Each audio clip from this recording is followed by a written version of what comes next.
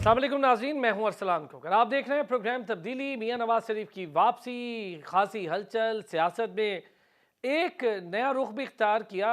कोई एक आधा दिन हुआ है, एक बयान आया मौलाना फजल रहमान साहब का कि मरदमशुमारी के फैसले में पाकिस्तान पीपल्स पार्टी का भरपूर साथ था। पाकिस्तान पीपल्स पार्टी पिछले काफ़ी दिनों से इस बात पे इसरार कर रही है, बज़िद है कि जी हमारा कोई हाथ नहीं था, हमने तो इसमें कहा था कि ये अभी फैसला ना करें, ये देर हो जाएगी इलेक्शन में।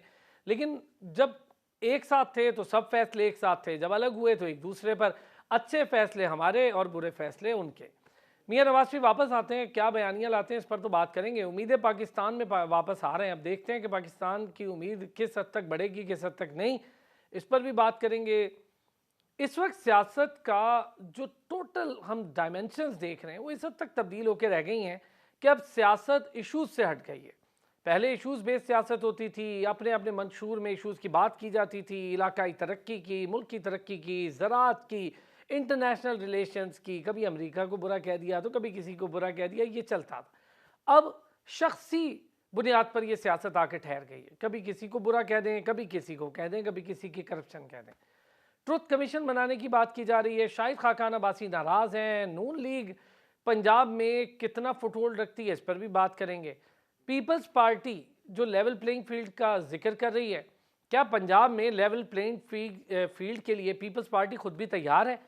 और अगर तैयार है तो किस तरह से तैयार है? कौन से ऐसे इलेक्टेबल्स या तगड़े कैंडिडेट्स हैं पीपल्स पार्टी के पास जिसके सहारा लेकर पीपल्स पार्टी को लेवल प्लेइंग फील्ड चाहिए पंजाब में? और नून लीग भी लगता यूं है कि सिंध में कोई ऐसा स्ट्रॉन्ग फुटहोल्ड नहीं रखती है, अब तक तो यही दिख रहा है। पार्टी दर पार्टी तकसीम जारी है। एक नई पार्टी तहरीक इस्तेहकाम की सूरत में खड़ी हो गई और जनूबी पंजाब का ये बड़ा ब्लॉक होगा। और जाहिर है कि वहाँ से अब जो लोग बाकी पार्टीज़ में शामिल होते थे वो अब इस पार्टी के थ्रू बाकी पार्टियों के साथ हुकूमत सेम वैसे बनाएंगे जैसे MKM पाकिस्तान इससे पहले करती हुई आ रही है। MKM पाकिस्तान JUI फे और GDA के साथ सिंध में मिल गई है। मियां नवाज शरीफ की वापसी, जलसा, नैब केसेस और फिर नैब केसेस का दोबारा बहाल होना और इतनी जल्दी ख़त्म होना कि मियां नवाज शरीफ के लिए जो मरीम नवाज साहिबा कह रही हैं कि चौथी बार वज़ीर आज़म बनेंगे, रास्ता कितना हमवार है? यही सारे सवालात हैं जो बहुत तेज़ी से उठ रहे हैं। जावेद सिद्दीक साहब ने हमें स्टूडियो में ज्वाइन किया है। सीनियर जर्नलिस्ट हैं और सीनियर सहाफ़ी हैं, सीनियर तजियाकार है। बहुत शुक्रिया जावेद साहब आपका भी। और सीनियर सहाफ़ी तजियाकार इसार राना साहब ने भी हमें ज्वाइन किया है। बहुत शुक्रिया इसार साहब आपका भी। इसार साहब, मियां नवाज शरीफ की वापसी और लातादाद सवालात, क्या करेंगे सर? आते ही जेल का सामना करेंगे? वो तो कह रहे हैं हम कर लेंगे, कोई कस्टडी प्रोटेक्टेड बेल वगैरह इस तरह का कोई मामला बना लेंगे। देखें वो जैसे वो बता रहे हैं कि वो चौथी दफ़ा वज़ीर आज़म बनने आ रहे हैं और मरियम साहिबा कह रही हैं कि तमाम मामला तय हो गए हैं और ख्वाजा आसिफ भी यही कह रहे हैं कि तमाम मामला तय हो गए।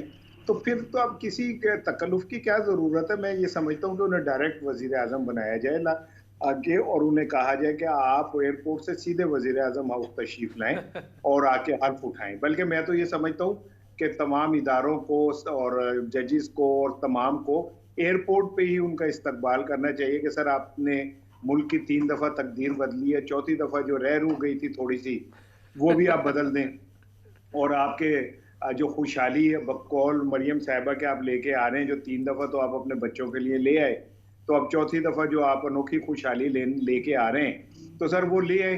क्योंकि ये सिस्टम, ये आइन, ये कानून, ये ज़ाब्ते, ये सब उनके गुलाम हैं मियां नवाज शरीफ साहब के। और ये दुनिया की तारीख का अनोखा वाकया होगा कि एक शख्स जो 13 साल का जैसे जो सजा याफ्ता है और वो अदालतों को मतलूब है, स्कॉन्डर है, उसका इस्तकबाल ऐसे होगा कि जैसे वो पाकिस्तान के लिए IMF फतह करके आ रहा है। तो इससे बड़ी और बदकिस्मती इस मुल्क की क्या हो सकती है कि पाकिस्तान के अंदर जो लीडरशिप है वो सारी क्रिमिनल है, सजा याफ्ता है। नवाज शरीफ जमानत पे, शहबाज शरीफ जमानत पे, मरियम जमानत पे, सफदर जमानत पे, अब ख्वाजा आसिफ जमानत पे, आसिफ जरदारी जमानत पे। तो ये जमानतियों का मुल्क है, तो ये मुल्क की खुशहाली की जमानत नहीं देंगे तो कौन देगा? तो मेरा ख्याल है कि आना चाहिए। अब आना, वो मुल्क उनका बाहें खोल के इस्तकबाल कर रहा है और गरीब लोग जो हैं वो तो उन्हें तो नींद नहीं आ रही कि हमारा मसीहा आ गया, उसने 3 दफा हमारी जिंदगियों में इनकलाब लेके आया था, चौथी दफा ला रहा है। और ये जो आखिरी बात मैं आपसे करूंगा, ये लेवल प्लेइंग फील्ड मांगने की, तो ज़रा क्लियर कर देना चाहिए इन सियासी जमातों में, अगर इनमें इखलाकी ज़रूरत हो, क्योंकि पाकिस्तान में जहाँ पे सियासी बुहरान और मुआशी बुहरान है, वहाँ इखलाकी बुहरान भी है। ये मुनाफिक 2 नंबर के चेहरे, 2 डबल स्टैंडर्ड वाले लोग हमारे ऊपर ये बैठ के हमें तलकीन कर रहे होते हैं कि हम सच बोलें और हम बड़े नेक हैं। तो इनसे ये बेहतर होता बता देते कि लेवल प्लेइंग फील्ड देनी किसने है और ये मांग किससे रहे। ज़रा बात समझ आ जाती कि असल में ताकत का मंबा कौन है और इनकी क्या अपनी हैसियत औकात है। ये सारे पाटे खान हैं जिनकी डोरियां पीछे हैं, जब मर्जी जिसको हिला दो वो उतना ही बोलना शुरू कर देता है। अभी बिलावल साहब को शिट कॉल आ जाए तो 1 महीने के लिए जैसे मरियम के ट्विटर ठंडे पड़ जाते हैं, वैसे उनके भी पड़ जाएंगे। और मौलाना फजलुर रहमान जो भी कह रहे हैं, वो आप समझ लें कि मैं नहीं बोल दी, मेरा यार बोल रहा। वो जो बात कहना चाह रहे हैं कि आप इंतखाबात की बात कर रहे हैं, यहाँ रियासत डूब रही है, तो ये मेरे लिए भी बड़ा इंकशाफ है कि रियासत डूब रही है और हमें पता ही नहीं चला कि हम एक ऐसे जजीरे में जो आहिस्ता आहिस्ता डूब रहे हैं। तो वो वजाहत कर देते कि कैसे डूब रही है और इंतखाबात होने से रियासत कैसे डूब जाएगी, तो ज़रा मामला बेहतर हो जाते। चले जावेद साहब, मियां नवाज शरीफ की वापसी, मौलाना फजलुर रहमान साहब के बयानात तो हैं, लेकिन मसला ये 16 माह की हुकूमत, उसका बोझ उठाना है, क्योंकि वही बोझ उठाकर आपको इलेक्शन में भी जाना है। जी हाँ, देखें पीडीएम जो है, मौलाना फजलुर रहमान, पीपल्स पार्टी, पीएमएलएन और दूसरी एमकेएम पाकिस्तान वाला, ये सारी जमातों ने मिल के इमरान खान को हुकूमत से निकाला और कहा कि इस तमाम ख़राबियों का ज़िम्मेदार ये शख्स है और वो अब जेल में है। तो अब वो उनका ख्याल था कि उसको जेल में डाल के पीटीआई के ऊपर क्रैक डाउन करके सारा हम शायद हमारे लिए मैदान हमवार होगा, जैसे आप कहते हैं ना लेवल प्लेइंग फील्ड, वो इसको कहते थे।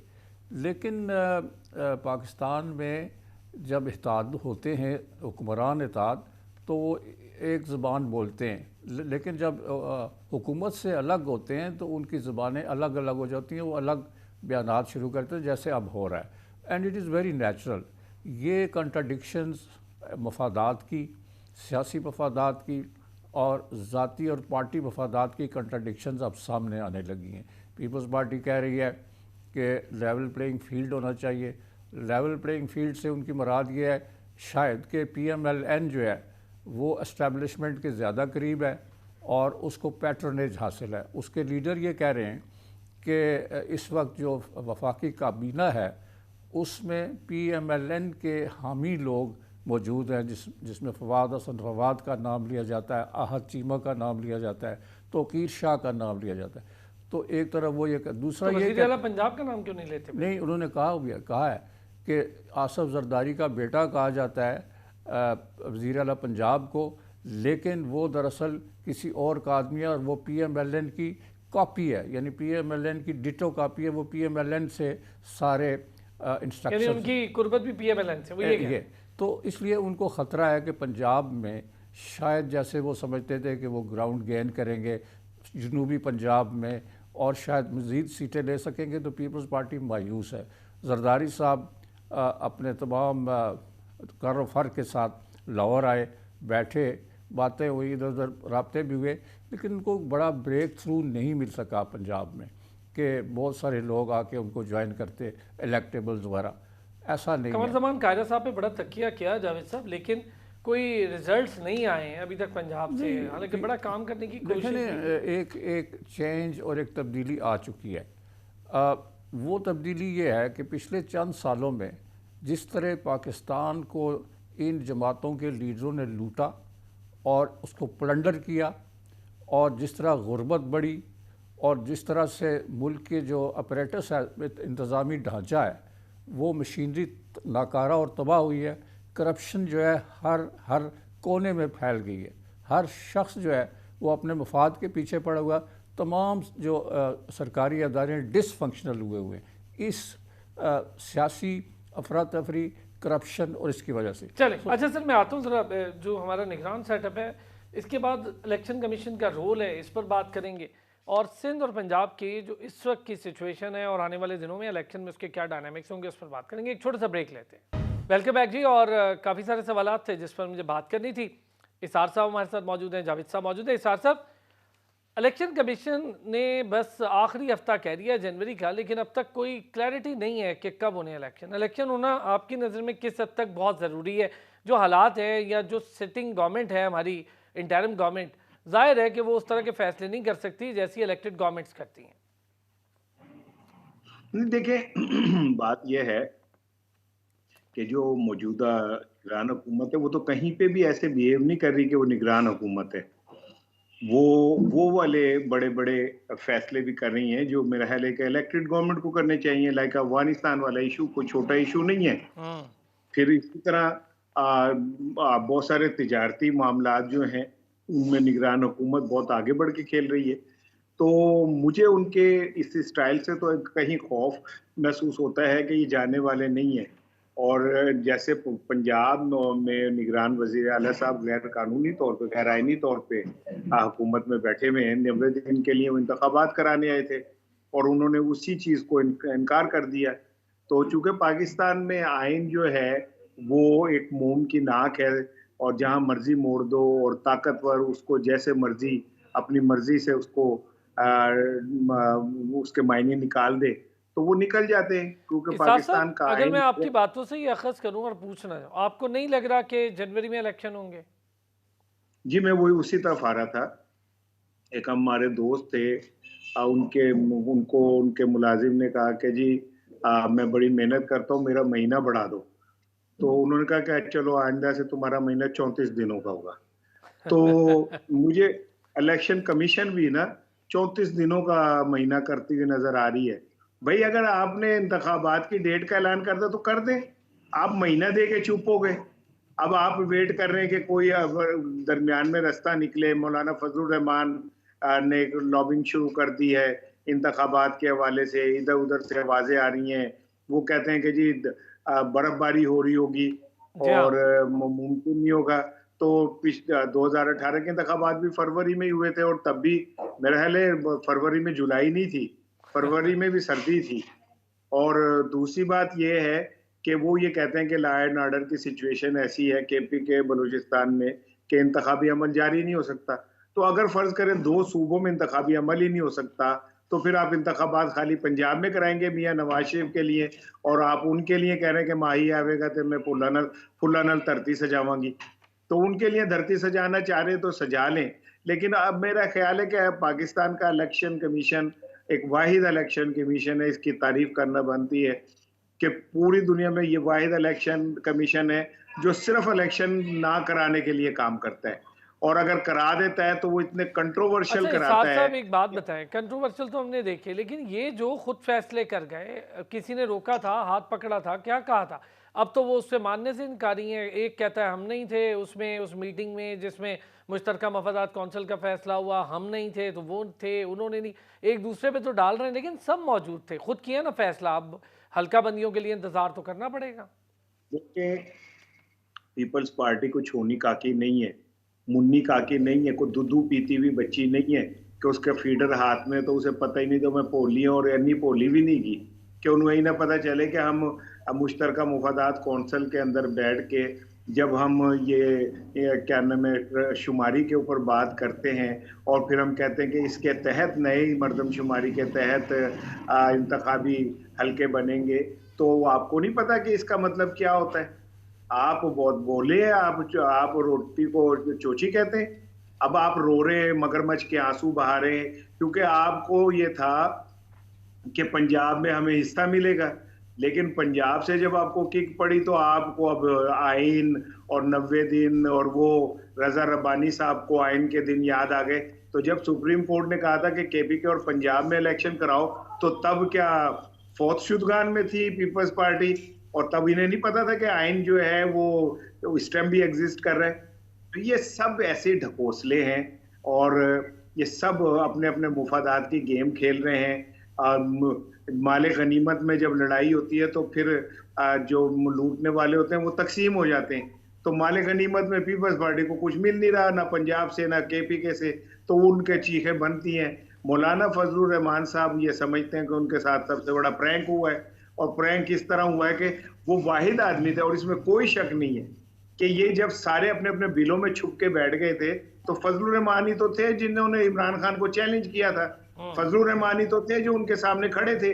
अब जब ये इमरान खान जेल चले गए, वो अडयाला में बंद हो गए, तो अब जनाब अली पीटीआई, पीपल्स पार्टी और नून लीग को अपने हिस्से बकरों की याद आ गई और मौलाना फजलुर रहमान को भूल गए। तो अब मौलाना फजलुर रहमान सड़ियां भी सूटेंगे और आप देखिएगा कि वो आने वाले दिनों में इनके लिए एक टफ टाइम देंगे, अच्छा जरूर देंगे। जावेद साहब, आप अग्री करते हैं मौलाना फजलुर रहमान आने वाले दिनों में अपने ही दो हवारी जो बड़े करीबी हैं उनके लिए टफ टाइम हो सकते हैं? वैसे तो JUI फेन है सिंध में जो MQM के साथ हाथ मिलाए, PMQM पाकिस्तान के साथ, ये थोड़ा डिफरेंट एस्पेक्ट है। मौलाना फजलुर रहमान जो है वो बड़े काया किस्म के सियासतदान हैं पाकिस्तान में, और बड़ी गहरी नज़र है उनकी पाकिस्तान की सियासत के उतार चढ़ाव पे।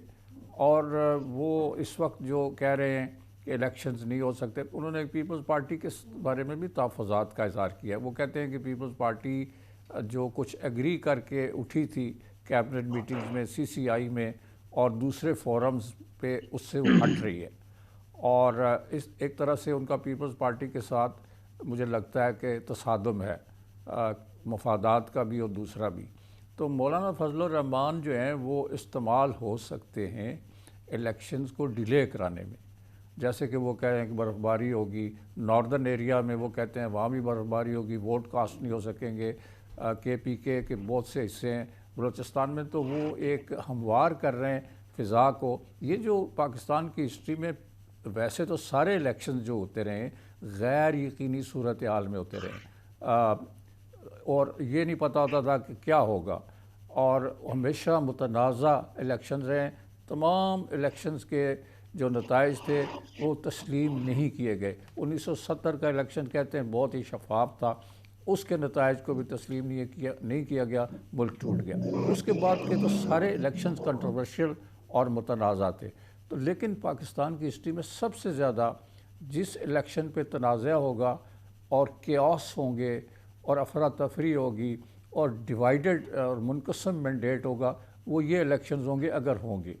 तो उससे अगर होंगे मतलब यानी ये कि अगर वक्त पे हुए या नहीं, अगर होंगे से मुराद ये जावेद साहब आपको भी नहीं लग रहा इलेक्शन? मुझे लग रहा है कि इसमें कोई मुझे फेयर प्ले नज़र नहीं आ रहा, और कई फोर्सेस हैं जो ये चाह रही हैं कि ये इलेक्शंस डिले हो जाए और जो मौजूदा सेटअप है इसको एक्सटेंड किया जाए लंबा। देखें ना, जो इन्होंने काम शुरू किए हुए हैं, मसलन मईशत की बहाली का जो काम है, वो एक इतना बड़ा जाइगांटिक टास्क है, इतना बड़ा काम है, और कि आप टैक्स नेट को बढ़ाएं, आप सर डॉलर स्मगलिंग काफ़ी हद तक रुकी है, ये है रुकी है, लॉसेस रुके हैं। ये देखें ना, इसमें जो फौज ने रोल किया है वो चाह रही है कि भाई ये कंटिन्यू करे। सियासी जमातें आके इसमें कोई रख ना डाल सकती हैं। सियासी जमातों के अपने ताल्लुक़ और राब्ते होते हैं, उनके अपने मफादात होते हैं। तो वो अगर ये समझते हैं कि हमें मईशत बहाल करनी है और हमें डॉलर को नीचा दिखाना है। जावेद साहब खुद अपने किए हुए फैसले हैं इन लोगों के। PDM गवर्नमेंट पहलों को कहती थी, पहले वाले उससे पहले वालों को कहते थे, फंसाया सबने मिलके है। इस हालत में हम 2018 के बाद से बहुत बुरी तरह फंसे हैं। 2013 से 18 के दौर अब जो ये नवाज शरीफ साहब है ना, वो कहते हैं पाकिस्तान आ रहे हैं, अब वो आएंगे। ये पाकिस्तान वो नहीं है जो वो छोड़ के गए थे। It is a different Pakistan. क्या हालत हो चुकी है लोगों की, इन्फ्लेशन के हाथों मर रहे हैं लोग, महंगाई के हाथों, और बेरोज़गारी अपनी इंतहा के ऊपर है, और जो मिडिल क्लास है वो बिल्कुल ख़त्म हो चुकी है। सर एक छोटा सा ब्रेक लेता हूँ। सर आपने बात बिल्कुल ठीक है, वापस आएंगे तो ज़रा इस पर बात करूँगी। जो पार्टी दर पार्टी तकसीम है, अब ये क्या नया रंग लाने वाली है? मियां नवाज शरीफ वापस आएंगे, क्या उन्हें खुली फील्ड मिल रही है पंजाब में? पंजाब में पहले से मौजूद हो गई है, अब तहरीक इस्तेहकाम भी है, फिर वोट बैंक PTI के पास भी है, फिर पीपल्स पार्टी भी थोड़ा बहुत अपना रोल प्ले करेगी, और फिर TLP है। बहुत बहुत मामलात हैं पंजाब में। तो क्या पंजाब में भी इतनी खुली फ़िज़ा है कि मियां नवाज शरीफ आए और बहुत बड़ा कुछ चेंज ले आए मुस्लिम लीग नून के लिए? वापस आते हैं ब्रेक से, इस पर भी बात करते हैं। वेलकम बैक जी। इसार साहब, पार्टी दर पार्टी तकसीम, नई पार्टियाँ, शाहिद खाकान अब्बासी नाराज़ बैठे हैं। ये बताएं सर, शाहिद खाकान अब्बासी जिस तरह से नाराज़ हैं, कहीं वही मामला तो नहीं होगा जैसे चौधरी निसार साहब वाला हुआ? देखें, बात ये कि खाली शाहिद खाकान अब्बासी ही नाराज नहीं है, मिफ्ता इस्माइल भी नाराज हैं, साद रफीक इजहार नहीं करते लेकिन वो भी बहुत बुरी तरह नाराज हैं। तो एक लंबी फहरिस्त है नाराज साथियों की मुस्लिम लीग नून में। और मुस्लिम लीग नून अभी चोई निसार को और जावेद हाशमी को नहीं बुला सकी। तो ये अगर ऐसा होता है तो वैसे ही मुस्लिम लीग नून में इस टाइम एक जंग जारी है बिटवीन मरियम नवाज और शहबाज शरीफ साहब और हमजा साहब के। आप देखें कि शहबाज शरीफ के जलसे में मरियम नहीं होती, मरियम के जलसे में शहबाज शरीफ नहीं होते, हमजा मरियम के जलसे में नहीं होते, हमजा को एक कॉन्स्टिट्यूंसी में फंसा के रख दिया गया है।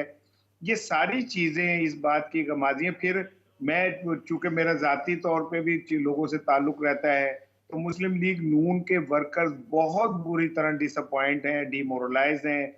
उनको आप खानों के नाम पर, उनको आप देगों के नाम पर, सालन के नाम पर, रोटी के नाम पर नहीं इकट्ठा कर पाए।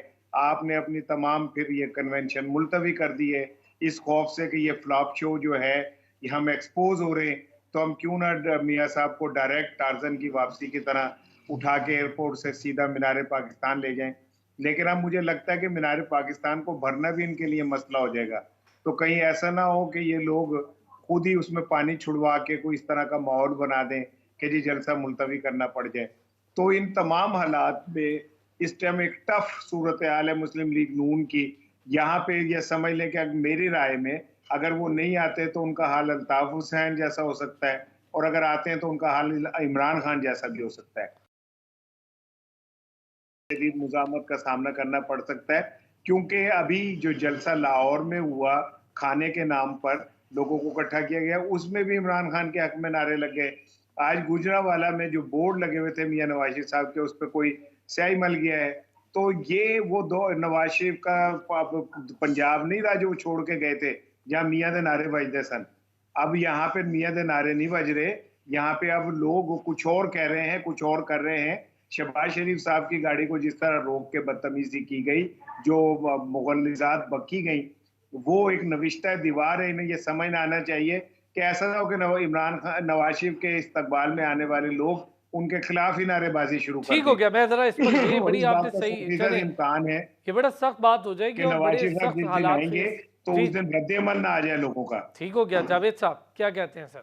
वैसे ही लेवल प्लेइंग फील्ड कोई मौजूद नहीं है, कोई आराम से ये काम नहीं होगा, तरीके इस्तेकाम भी मौजूद है और जाहिर है वो एक बड़ा ब्लॉक बनेगा। पहले भी हमने देखा कि उनकी वजह से पीटीआई की हुकूमत बनी। देखें, जो इंतखाबात में पाकिस्तान में इंजीनियरिंग होती रही है, कुछ नादीदा हाथ हमेशा से कार फरमा रहे हैं पाकिस्तान की हिस्ट्री में इलेक्शंस के रिज़ल्ट्स को अपने मतलूबा हदफ के मुताबिक बनाने के लिए।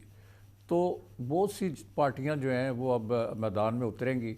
अभी ये फ़ैसला होना है कि अभी मसलन इलेक्शन कमीशन ने वो फ़ैसला करना है कि पीटीआई बल्ले के निशान के साथ इलेक्शन लड़ेगी या नहीं। इमरान खान के बारे में भी ये सवाल बहस हो रही है इस पर कि वो जेल में रहेंगे या रहा होंगे, इलेक्शन लड़ेंगे। बैरून मुल्क से बहुत से ममालिक जो हैं वो जमहूरी ममालिक वो ये दबाव डाल रहे हैं हुकूमत के ऊपर और बाकी जो अदारे हैं कि भाई उनको आने दें बाहर, उनको इलेक्शन लड़ने दें। हाँ, अगर वो क्रिमिनल साबित होते हैं, एक ये है ना कि जो केसेस आप बना रहे हैं वो नहीं बल्कि कोई जेन्युइन केस है उसमें सज़ा होती है तो वो एक अलग बात है। अच्छा सर, वापस मैं चाहूँगा इस पर जरा कि क्या इतना ही आसान होगा नून लीग के लिए पंजाब में? मैं जो पार्टियां एग्जिस्ट करती हैं उस पर बात कर लेते हैं। ख़ास तौर पे ये दो तो मैंने बता दी, फिर काफ लीग का भी कुछ ना कुछ जाहिर है वहाँ पे होगा मामला। अब ये जो दो पार्टियां हैं ये कैसे आमने सामने होंगी, तहरीके इस्तेकाम और नून लीग? जनूबी पंजाब का तो बड़ा ब्लॉक है वो। मैं समझता हूँ कि ये तहरीक इस्तेकाम जो है ये भी एक अपना खेल खेलेगी, लेकिन इसकी जो उम्मीदें हैं वो कहीं और हैं कि इसको कोई कुमक मिलेगी, कोई इमदाद मिलेगी, कोई रास्ता इसके लिए बनाया जाएगा, कोई इलेक्टेबल्स उसके पास आ जाएंगे तो वो एक प्रेशर ग्रुप की हैसियत से पार्लियामेंट में आना चाहती है। It is not a national political party और it is not a party जो कि पंजाब को रिप्रेजेंट कर रही है, वो भी नहीं है। तो इसका तो ये इशू है। काफ लीग की भी एक कोशिश है कि उसका भी एक प्रेशर ग्रुप के तौर पर चंद सीटों के साथ वो आ जाए। लेकिन जो इतना डिवाइडेड पॉलिटी है पाकिस्तान की, सियासत इतनी डिवाइडेड है कि उसके नतीजे में कोई हमें ऐसा नतीजा नहीं निकलता कि पाकिस्तान में सियासी इस्तेकाम आ जाए। पाकिस्तान में अफरा तफरी इन इलेक्शंस के नताइज के नताइज में अफरा तफरी बढ़ेगी। माशी सूरत हाल जो है वो बहुत दिगरगू है, बहुत ख़राब है, और इस बात का तकाजा करती है कि सियासी इस्तेकाम आए और इस पे गौर करना चाहिए उन कुव्वतों को जो कि पूरा मंजर तरतीब दे रही हैं कि किस तरह से पाकिस्तान को सियासी और माशी बहरान और अदम इस्तेकाम से निकाला जाए। अच्छा जावेद साहब, डेमोक्रेटिक सेटअप, मुझे लगता है इस पर खुद बहुत ज़्यादा सवालात हैं। हमारे डेमोक्रेसी जो रन करते हैं वो डेमोक्रेटिक सेटअप के अंदर ही डेमोक्रेसी नहीं है। बाकियों को छोड़ें, जो कुछ कर रहा है उसको तो हम कहते ही रहते हैं, लेकिन यहाँ पर तो जो डेमोक्रेसी के लिए बड़े बड़ी दावेदार हैं उनके अपने अंदर देख लें, जमातों में डेमोक्रेसी नहीं है। अब यहाँ पर तो ये बहुत बड़ा एक मसला है ना, सारी जमातों की बात कर रहा हूँ मैं। इसार साहब से भी चले, पहले उनसे इस पे फिर आप। इसार साहब, डेमोक्रेटिक सेटअप पर खुद सवाल आते हैं, डेमोक्रेसी हमारी जमातों में नहीं है, फिर जरा इस्तेकाम, तहरीक इस्तेकाम पार्टी का क्या फ्यूचर देख रहे हैं खासतौर पे पंजाब में? मुझे मेरे किसी दोस्त ने कहा कि एक सर्वे में तहरीक इस्तेकाम पार्टी जो है ना वो पीटीआई से ज़्यादा मकबूल हुई है। तो मैंने कहा उसी सर्वे में फिरदौस आशिक अवान इमरान खान से ज़्यादा पॉपुलर हैं। तो वो कहता है यार मजाक ना कर। तो मैंने कहा शुरू किसने किया था?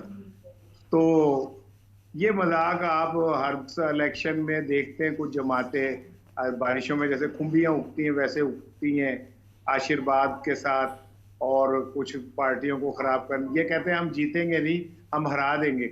आपको याद होगा जमात इस्लामी ने एक दफ़ा मियां नवाज शरीफ के खिलाफ इलेक्शन में खड़े हुए थे, तो शायद काजी साहब ने कहा था कि हमने इतनी सीटें जीती नहीं है जितनी नवाज शरीफ को हरवा दी हैं।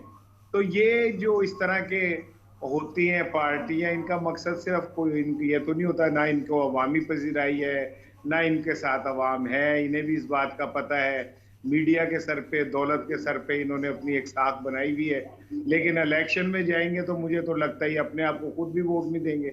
तो इनकी कोई, मैं नहीं समझता कोई इतनी हैसियत। लेकिन वोट तो कटेगा ना इसार साहब, वोट तो कटेगा, वोट डिवाइड होगा। इस्तेकाम पार्टी जैसे लोग, इसार साहब वोट भी डिवाइड होता नहीं देख रहे, वोट तो डिवाइड होगा, वोट तो कटेगा। अब तो नहीं, वो देखिए वोट डिवाइड हुआ होगा जो इलेक्टेबल्स हैं, जो जिन्हें ना नून लीग वोट सीट देगी ना पीपल्स पार्टी पीटीआई देगी, तो फिर वो इस्तेकाम पार्टी से लड़ेंगे।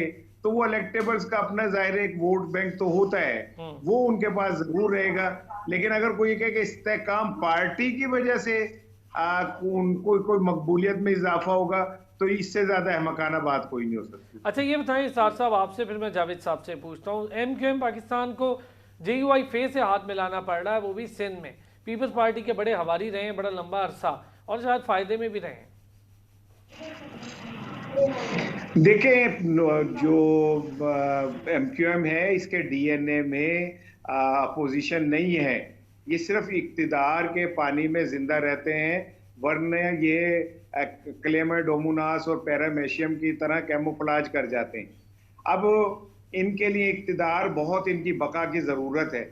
अब ये जो मर्जी करें, किसी ना किसी तरह से ये सरवाइव करना चाहते हैं। और सिंध के अंदर मुझे ऐसा लगता है कि जो कुव्वतें हैं, नादीदा कुव्वतें, वो भी अब पीपल्स पार्टी को जरा कट टू साइज करना चाह रही हैं। तो एमकेएम को थोड़ा सा स्पेस भी दी जा रही है, ब्रीथ भी दी जा रही है, और मौलाना फजलुर रहमान भी उनसे मिल रहे हैं। हाँ मौलाना साहब वैसे भी वहाँ भी नाराज हैं, जीडीए भी उनसे मिल जाए। बिल्कुल ठीक, मौलाना साहब पीपल्स पार्टी से भी नाराज हैं और वहाँ भी। बहुत शुक्रिया इसार साहब, इसार राना साहब हमारे साथ, सीनियर सहाफ़ी तजियाकार। जावेद सिद्दीक साहब सीनियर सहाफ़ी तजियाकार हमारे साथ मौजूद थे। अब तक के लिए इतना ही, कल होती है फिर आपसे मुलाकात, अपना ख्याल रखिएगा।